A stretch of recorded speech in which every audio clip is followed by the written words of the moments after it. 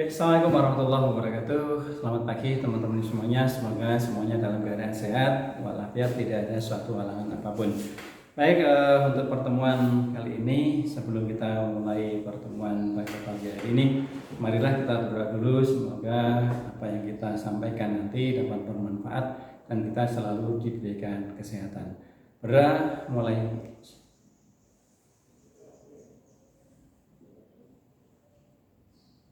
Cukup. Oke, teman-teman semuanya, pada pembelajaran kemarin kita membahas tentang bensen ya, struktur bensen. Maka pada pembelajaran kali ini kita juga akan menyinggung sedikit mengenai beberapa yang berhubungan dengan bensena. Cuma dalam hal ini struktur bensen, beberapa senyawa bensen, nanti ada contoh pada ini. Untuk pagi ini kita akan bahas tentang polimer. Jadi polimer dalam kehidupan sehari-hari banyak sekali ya. Mungkin teman-teman belum paham tentang polimer itu apa gitu ya. Jadi polimer itu adalah, kalau dalam kehidupan sehari sebelum kita bahas, ini adalah jenis polimer. Jadi ini juga merupakan polimer, kemudian plastik ini juga merupakan polimer, ini juga merupakan polimer ya. Kemudian bahkan baju yang kita pakai kalau bahannya dari tetron atau dakron tahu ya, dakron itu yang biasa digenang untuk pengisi boneka ya. Termasuk ini pada laptop ini adalah terbuat dari polimer ya. Ini kaca mobil dan seterusnya itu juga polimer, termasuk kacamata ini ya. Kacamata ini juga merupakan polimer. Jadi kalau kita kacamata kan macam-macam. Kalau yang bukan kaca ini biasanya adalah polimer, atau frame-nya ini juga merupakan polimer ya. Termasuk di kamera itu juga bodinya adalah merupakan polimer. Dalam kehidupan sehari-hari juga banyak sekali polimer. Contoh di dapur itu ada teflon ya, ada teflon, kemudian ada PVC, ada plastik dan seterusnya, itu merupakan polimer. Bahkan mungkin teman-teman semuanya punya Tupperware ya, maaf menyebut merek gitu kan, itu adalah merupakan polimer. Jadi polimer itu adalah merupakan modifikasi yang sekarang sangat berkembang sekali.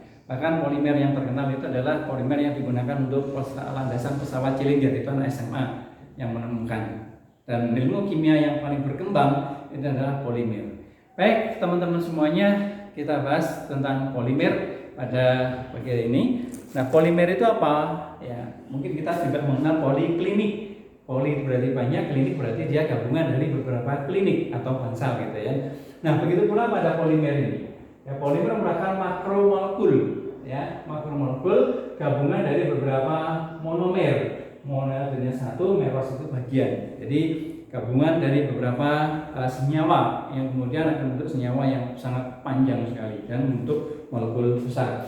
Kemudian dari sini, nah, macam-macam polimer kita bedakan menjadi beberapa ya.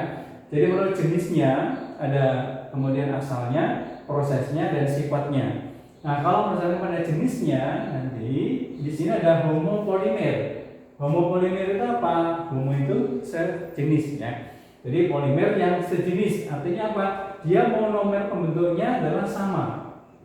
Ini ya, A semua gendeng gitu ya. Contoh di sini pada polietena, berarti dia adalah gabungan dari etena. Ya. Kemudian polipropilena, dia adalah gabungan dari propena. Ya. Poliisoprena, berarti dia gabungan dari isoprena. Kemudian ini ada, mungkin yang terkenal ini ada PVC. Jadi polivinyl klorida, itu yang digunakan untuk peralonnya. Peralon itu PVC, jadi polivinyl klorida. Kemudian ada juga yang alam, ini selulosa. Selulosa itu kalau dalam ini termasuk karbohidrat ya. Karbohidrat ini apabila diurei, selulosa ini dengan enzim ya, ini yang dapat mengelola, yang dapat mengolah itu hanya binatang ya, binatang mamalia itu. Dia mengolah selulosa berubah menjadi glukosa. Nah, monomernya apa? Selulosa itu ada glukosa. Begitu pula ini protein. Protein itu nanti monomernya adalah asam amino. Sehingga protein itu merupakan gabungan dari asam amino. Mungkin yang terkenal ada asam alfa amino yang digunakan untuk kecerdasan ya di dalam iklan gitu ya. Nah ini, jadi semuanya sejenis, maka disebut dengan homopolimer. Jadi gabungan monomer-monomernya sama. Jadi A.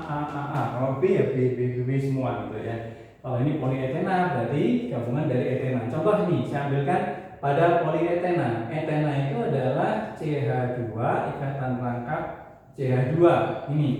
Nah, etena ini kalau dua etena bergabung, CH2 CH2 ke sana, ini akan membuka. Yang ini katanya akan buka, ini akan buka ke sana, ini juga ke sana. Nah, ke sana ini akan bergabung ke sini. Nah, kemudian yang ini tangannya keluar ke sana.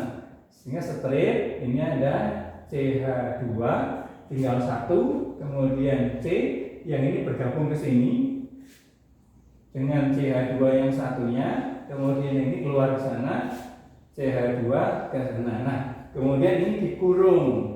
Nah, kalau dua ini disebut dengan dimer.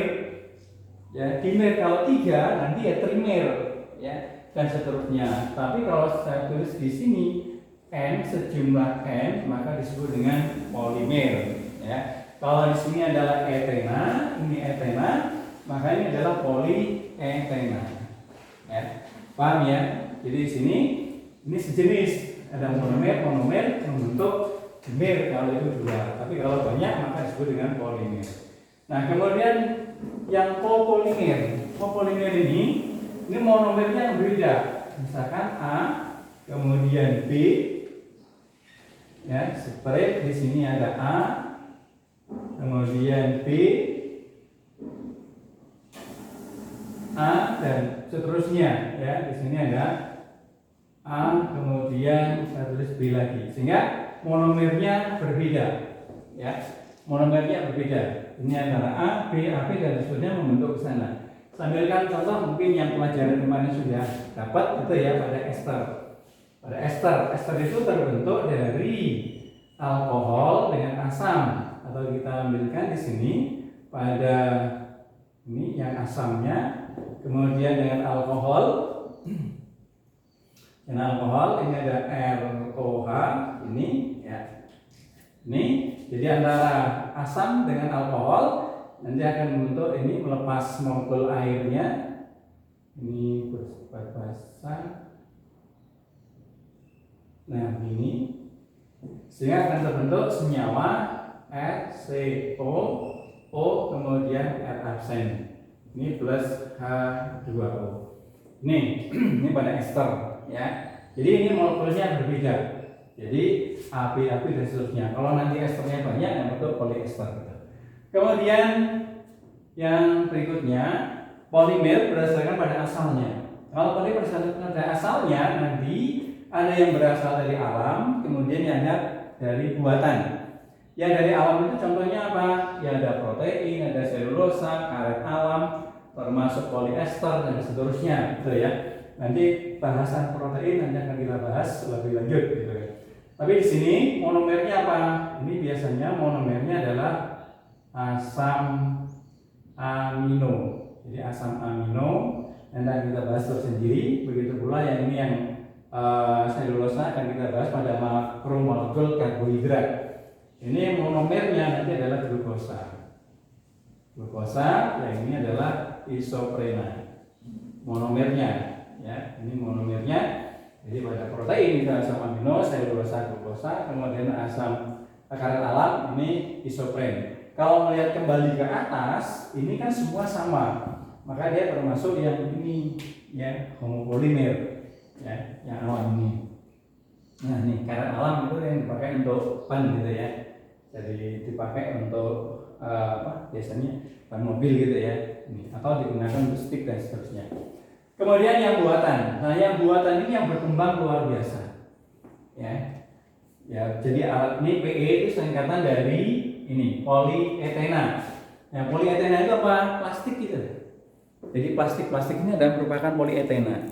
Kan plastik macam-macam. Ada yang bening, kemudian ada yang kresek, ya. Kemudian ada juga yang bagor itu ya.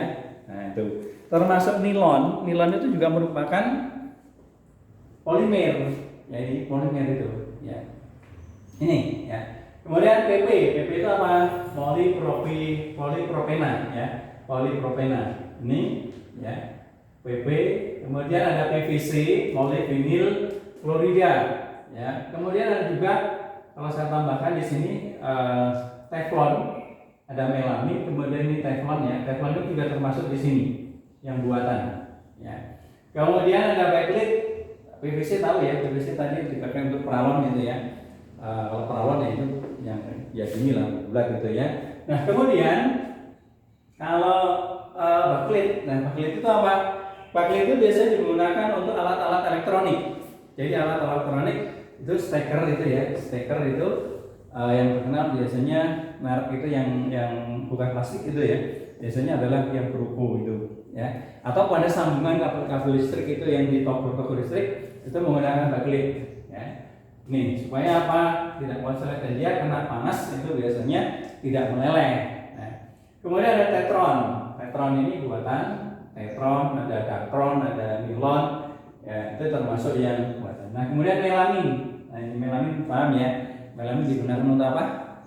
Mangkok gitu ya, atau piring gitu ya, atau bahkan dipakai untuk melapisi kalau sekarang itu banyak keramik yang dipakai melamin gitu, atau genting gitu ya, atau bahkan glasir ya, glasir itu masuk di sini. Kemudian teflon. Nah teflon ini panci anti lengket ya sebenarnya. Jadi itu hanya lapisan saja, bukan semuanya. Tapi itu hanya lapisan saja sehingga dia bisa hilang karena dia merupakan lapisan saja. Tuh, kemudian yang selanjutnya berdasarkan pada prosesnya nanti ada adisi dan kondensasi. Nah, pada reaksi adisi ya, polimer adisi ini melibatkan proses adisi atau penambahan ya, penambahan di situ atau penghilangan ikatan rangkap ya. Contoh di sini pada polietena. Kalau kita melihat dari ini, polietena ini adalah adisi karena dia melibatkan ikatan rangkap kemudian jadi tunggal ya. Ini adisi ya prosesnya. Kemudian polipropilena juga sama ya. Ini adalah merupakan reaksi adisi. Atau misalkan pada PVC. PVC itu polyvinyl klorida. Kalau kita ambil PVC itu seperti apa? Ini saya ambilkan contoh pada PVC. PVC itu rumusnya CH2, ikatan rangkap CH, ini ada Cl. Ya ini disebut dengan vinyl klorida. Vinyl klorida. Nah ini kalau membentuk PVC, polivinyl ini akan buka ya ke sana. Ini juga buka sehingga nanti akan terbentuk strip begini, CH2 strip, CH2 strip ke kanan. Nah ini saya kurung, ini N. Maka ini adalah rumus dari PVC. Jadi polivinyl klorida. Ini vinyl klorida. Vinyl itu ini ya. Vinyl itu sama aja etena. Ya, etena kemudian di sini ada klor, maka PVC-nya di sini. Polivinyl klorida ini agak sedikit. Ini ada Cl di bawahnya ya. Jadi ini ada Cl kalau tadi polietena ya. Ini adalah klorida. Jadi polivinyl klorida. Kemudian yang kondensasi. Kondensasi ini melibatkan proses kondensasi atau penghilangan molekul kecil. Biasanya adalah air. Sampaikan contoh ini pada protein atau pada poliester ini. Kelihatan ya, kalau pada poliester ada molekul airnya yang hilang. OH dan H ini akan bentuk H2O.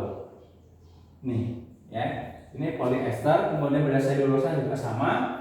Ya, ini melalui kondensasi. Kemudian kita lihat sini.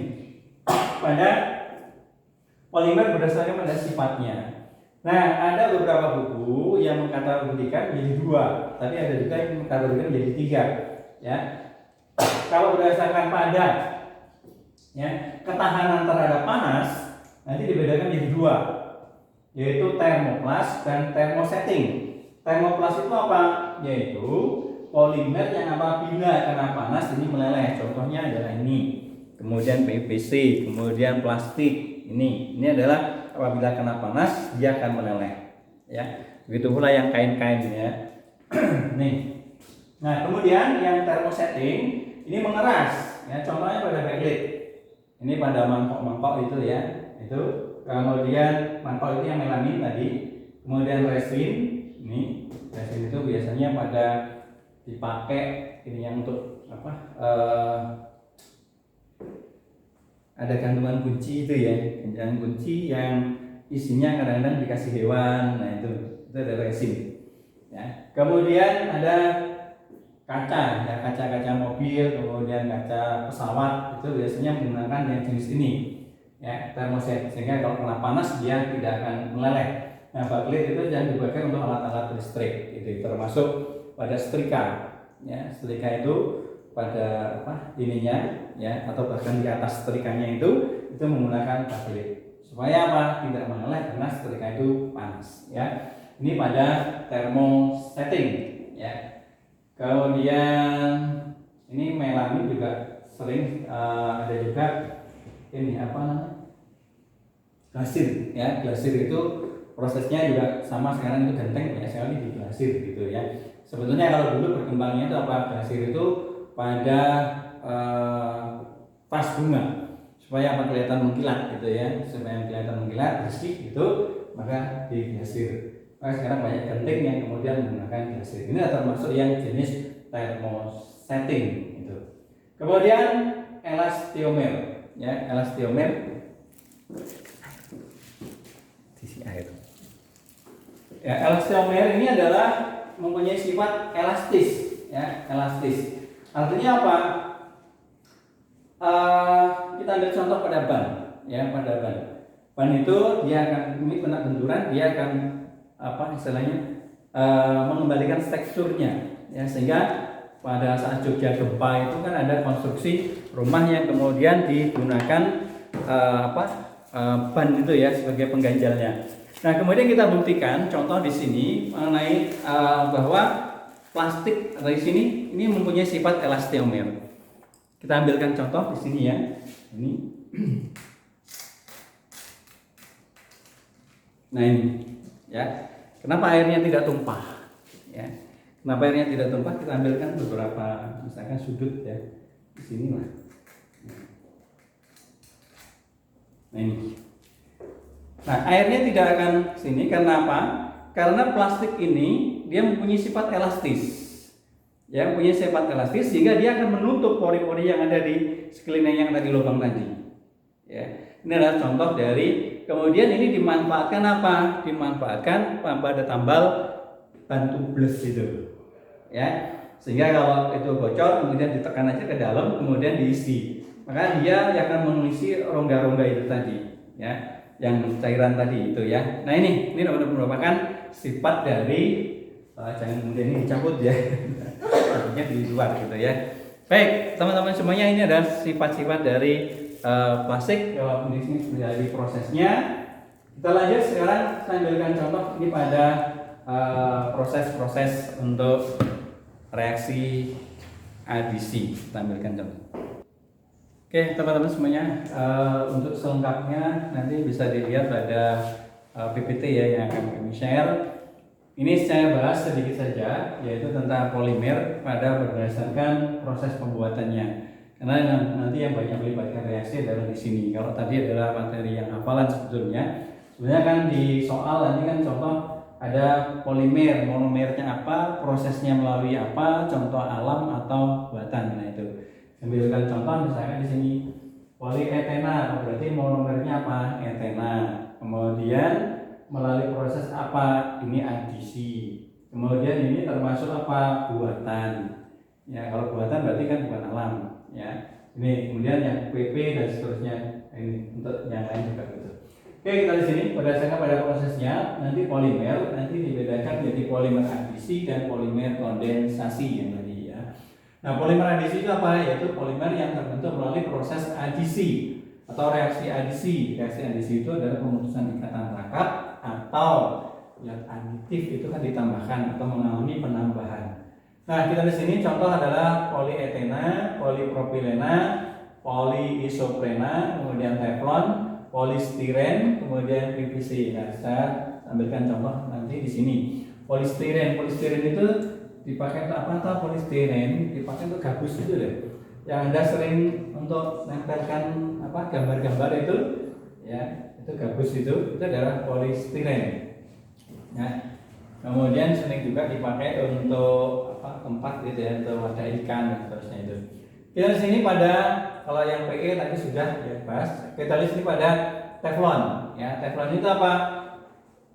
Dia terbentuk dari tetrafluoroetena, ya. Karena poli banyak maka disebut dengan politetrafluoroetena. Nah, prosesnya gimana? Sama seperti tadi. Ini akan buka ke sana, ya. Ini buka, ikatannya ini buka ke kiri. Sehingga nanti senyawa yang terbentuk C, ini F-nya tetap, F-nya ke bawah tetap, ini ikatannya tinggal satu, karena yang satu ada buka ke kanan kiri. C, kemudian di sini F, ini F ke sana, nah ini ditulis N di sebelah kanan, maka disebut dengan politetrafluoroetena atau pasarannya disebut dengan teflon. Ya. Nah di soal biasanya adalah suruh menentukan monomernya. Kalau menentukan monomernya, kembalikan aja yang ini.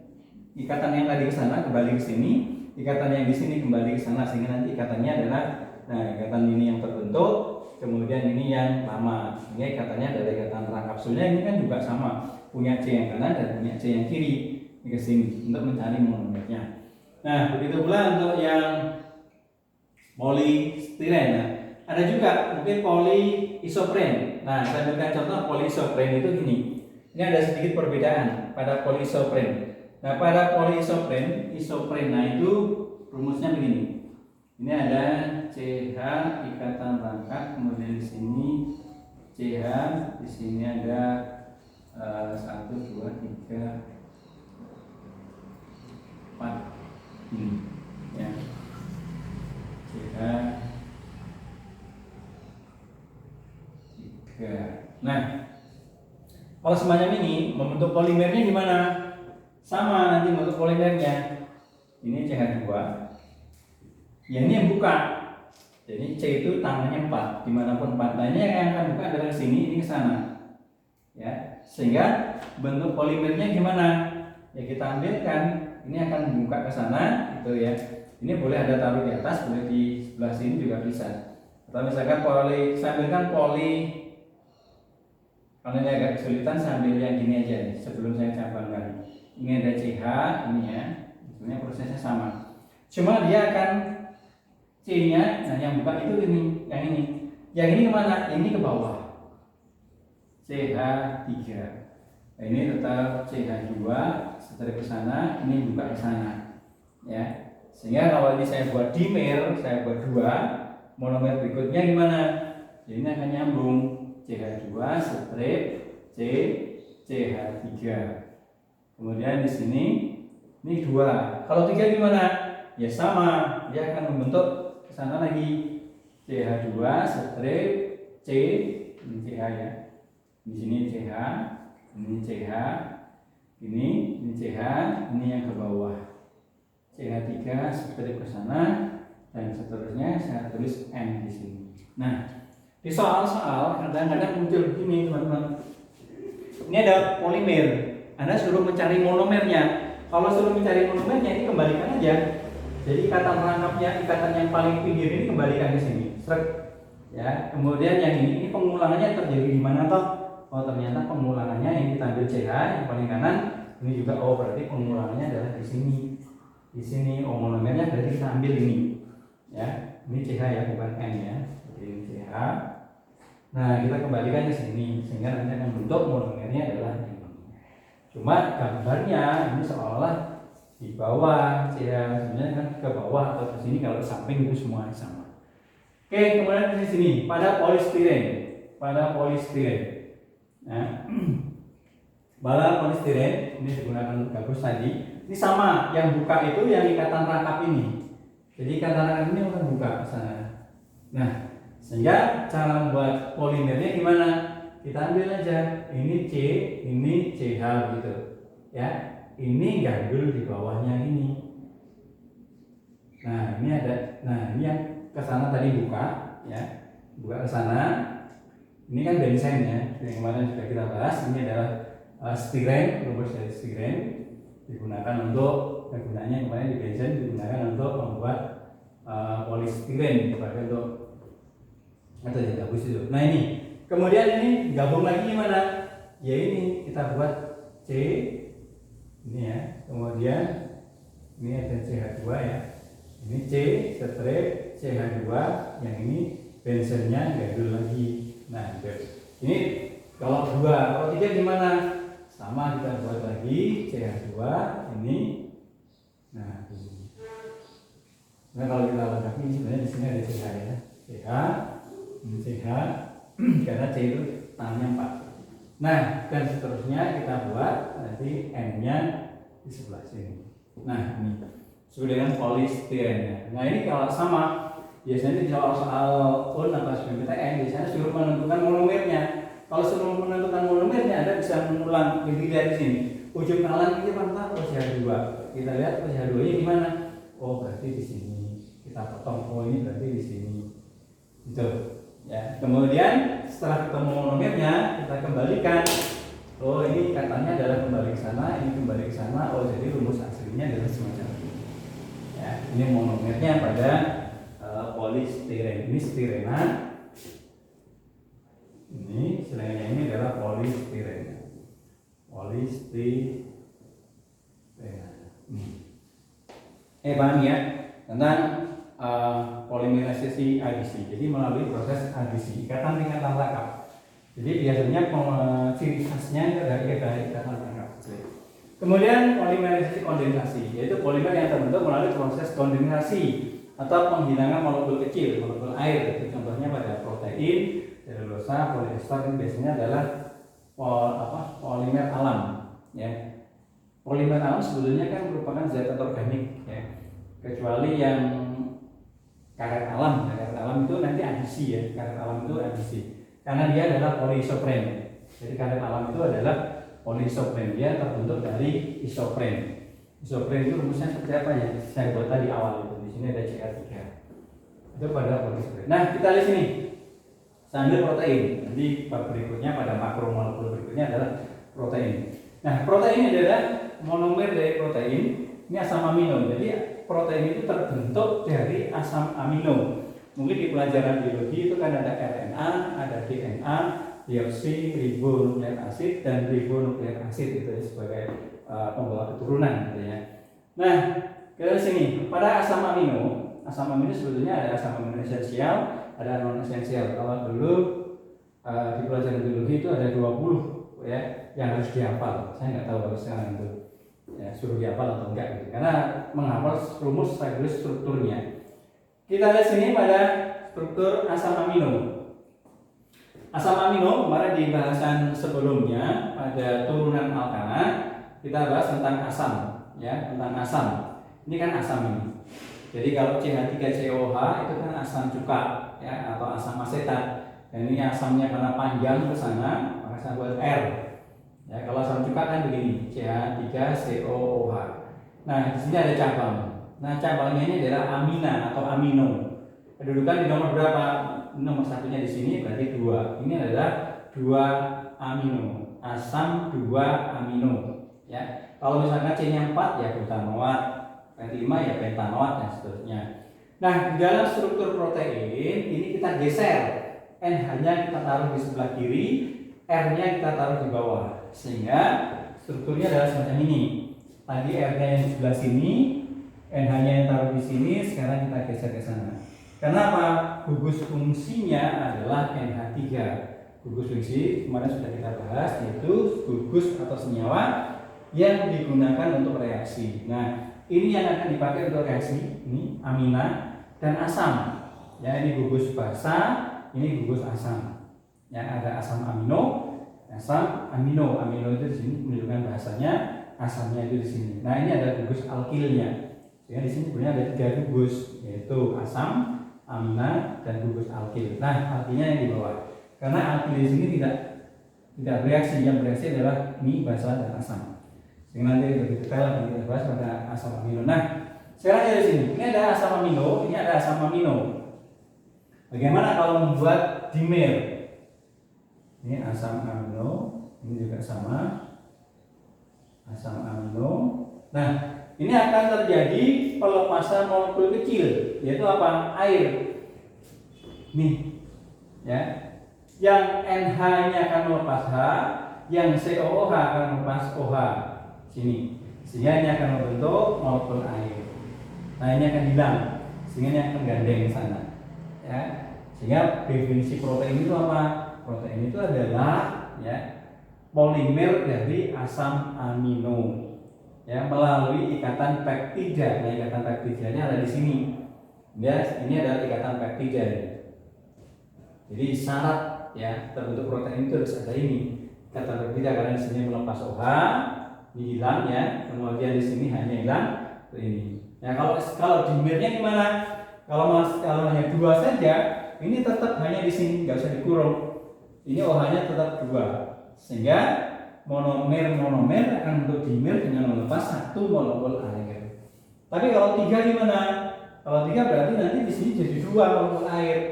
Karena apa? Kalau ini 3, ini berarti akan melibatkan NH yang di sini membentuk air. Sehingga secara umum nanti ini ada monomer, N monomer, ini polimer plus N-1 ya, dalam perhitungan N-1 dari H2O.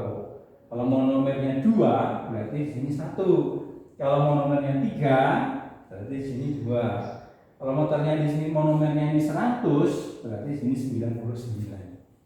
Ya, karena dia akan membentuk gitu ya. Nah ini juga dia akan melepas H tadi ya, melepas H sehingga membentuk strip di sini. Ya, kemudian ini tetap biasa, kemudian nanti CO-nya ini hilang untuk air ya. Kemudian ini strip NH-nya ini ya, tadi kena NH, CH ini R bawah ya, R itu CO strip ini N, maka disebut dengan ini protein. Jadi protein yang kita makan strukturnya yang begini. Ya, nah protein nanti kandungannya bisa macam-macam ya, asam aminonya macam-macam, ada asam oleat, linoleat, asamnya ya tergantung dari asamnya termasuk asamnya yang jenuh atau bukan gitu ya. Sehingga kadang-kadang protein itu bagus ya, mungkin di anak-anak ada telur itu kan ada sebenarnya dua-duanya ada proteinnya, di albuminnya itu juga protein, kemudian di kuning telurnya juga protein, cuma pemanfaatnya tergantung ya usia biasanya ya. Nah albumin itu protein itu pada albumin sering dipakai biasanya pada transfusi. Jadi kalau yang saya tahu gitu kan, biasanya kalau orang-orang mau operasi karena kanker biasanya infusnya itu adalah menggunakan albumin, bukan infus yang biasa. Kalau infus yang biasa itu adalah biasanya menggunakan air garam ya, yang isotonis dengan yang ada di dalam tubuh. Oke teman-teman semuanya, semoga ini bermanfaat untuk materi polimer ya. Nanti akan kita share untuk materi selengkapnya, nanti ada 2 gitu ya. Terima kasih. Assalamualaikum warahmatullahi wabarakatuh.